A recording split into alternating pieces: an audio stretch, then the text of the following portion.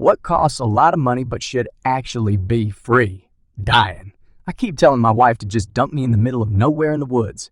Don't even have to bury me, just dump my ass and let nature have at my corpse. My dad basically said the same thing and it still costs $5.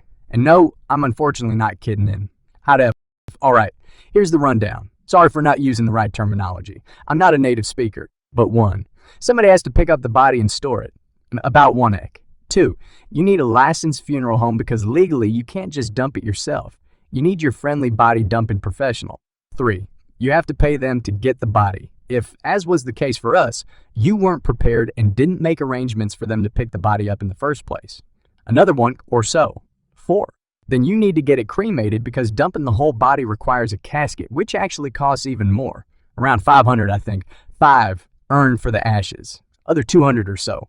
6. Then you need to pay them to deliver the body to the spot.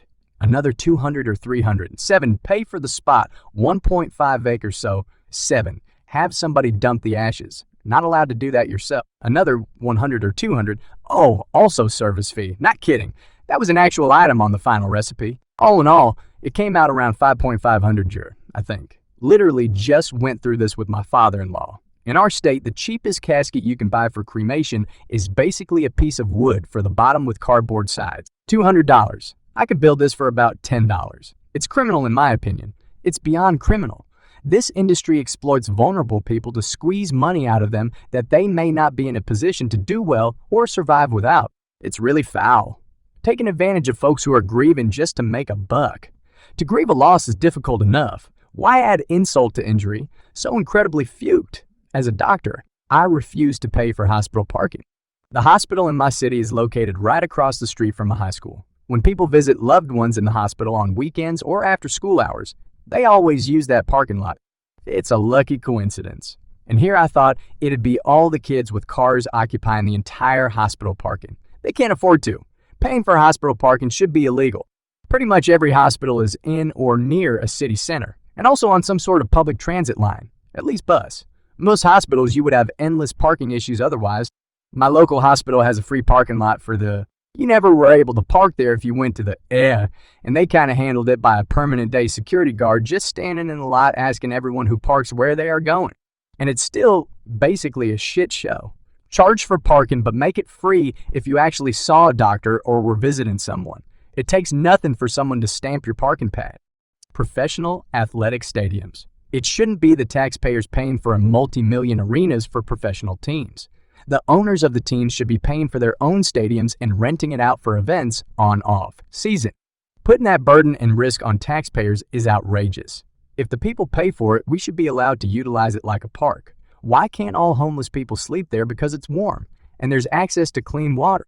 It's a massive empty building. And then they charge taxpayers for maintenance even though they run it as a capitalist business. The cheapest beer they sell is $12 for a shit beer. Why aren't they using those profits instead? I just wish giant stadiums didn't exist. It's just another platform for excess waste and consumerism that doesn't benefit anyone except the wealthy. Insulin. Eli Lilly, manufacturer of insulin, recently, DC22 I think, announced that they would be capping out-of-pocket costs for insulin at $35 per month. A surprising move as this came after the Twitter blue checkmark fiasco where someone impersonated them and announced insulin would now be free, which caused their stock to take a hit. It wasn't the Twitter debacle that made them lower their price. Corporations have no shame. It was California announcing they were going to start producing their own insulin for cheap that made Eli Lilly realize they better take $35 rather than $0. Tax preparation and filing. In a lot of developed countries, the government just sends you a summary of what you made and what you owe. If everything's okay, you either don't have to do anything or just acknowledge that it's okay, and you can easily correct it if the summary is not accurate.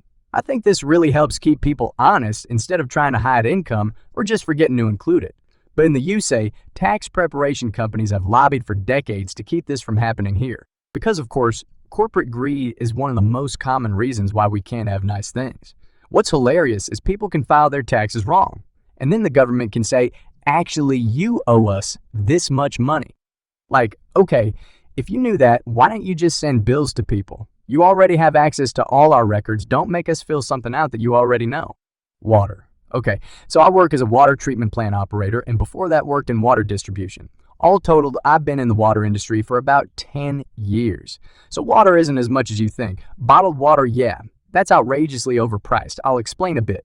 So the water you get from the tap has strict restrictions on what chemicals can be in it. Like you must have between 50 and 4.0 ppm of chlorine, or that you need to have between 5 and 2.0 ppm of fluoride. You also have to use a coagulant and a few other chemicals to get whatever might be in the water if, say, you got it from a river or pond fed by a river. There's a lot of nasty stuff in there.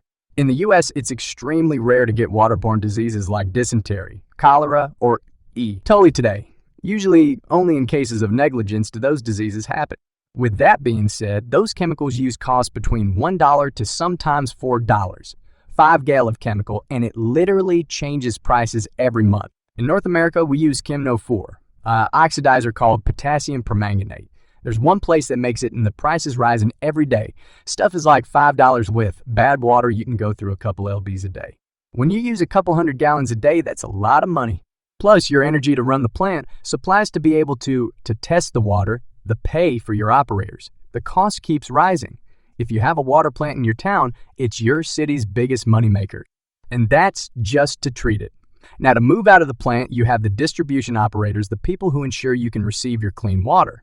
When I was in distribution about 5 years ago, 6 PVC pipe is around $2 FAFT, and 3/4 PEX pipe, your service line to your meter, was around 88 cakes for. We laid 7 miles of 6 PVC and hooked up about 300 homes to it. Cost us well over $200,000. Never mind cost of repair, operators, meters, billing software, and clerks, cost of tests. A lot. Throw in the cost you're buying the water if you don't have a water plant, at the time a little over $3 gal. And you're buying a couple 100,000 gal of water a day for a small municipality to millions of gals a day for a large city. Your minimum bill should be somewhere around, say, $60.70 a month for, say, 2,000 gal of water. If you were to go to Walmart and buy your water, the gallon shit has a lot less restrictions, like doesn't need chlorine to disinfect it. You're going to pay around 98 cents gal. You're paying $60 for 2,000 gal from your city, or you can pay $1960 a month for that same amount from the store. Get a pool test kit and test the next bottle of water you get. It will not have any chlorine for a disinfectant, nor will it have fluoride for bone strength. I will guarantee it will be worse than what you get from the tap in most cases. If it's purified water, it just has to go through a filter. It can be membrane filters, reverse osmosis, whatever. But spring water can literally be collected and bottled. Nothing ever added to it. If you do buy bottled water, never buy spring water. If that spring gets contaminated, you're screwed. Groundwater is nearly impossible to remediate. In short, support those water guys. They're overworked, underpaid, and threatened, at least for a week a month when it's cutoff time. Even the guys at the plant. But definitely support your distribution and collections workers. They do a lot more than people realize. It's not an easy job at all. I got out of it and went to the plant. Those plant workers miss a lot. That plant runs at least 15 hours a day, 365 days a year. In most cases, 24/7, 365, they don't get holidays off, weekends off, anything like that. You all need water every day. So in a sense, we aren't paying for water. We are paying you for the service of cleaning the water and making it safe for consumption. Education. Europe has entered the chat. Vision correction. My question is, why is there a separate insurance for vision? Shouldn't it be included under regular health insurance?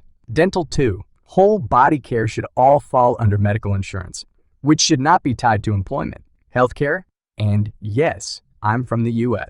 It's very sad that for all of us Americans, this is universally our first thought. Therapy. Just had the conversation with my girlfriend yesterday. Emo, only the rich can afford therapy. The poor middle class has to suffer through it. I am solidly lower middle class and in therapy. My job just offers decent health insurance. I get your point. That it's treated more as a luxury, by the way. It's priced and covered in healthcare. But plenty of poor and middle class folks are in and are able to budget for therapy. Period. Products and condoms. Honestly, any kind of prevention, if disease spread and pregnancy, should be free. Ridiculous people are trying to ban it in some state. More stories on the channel. RedStore.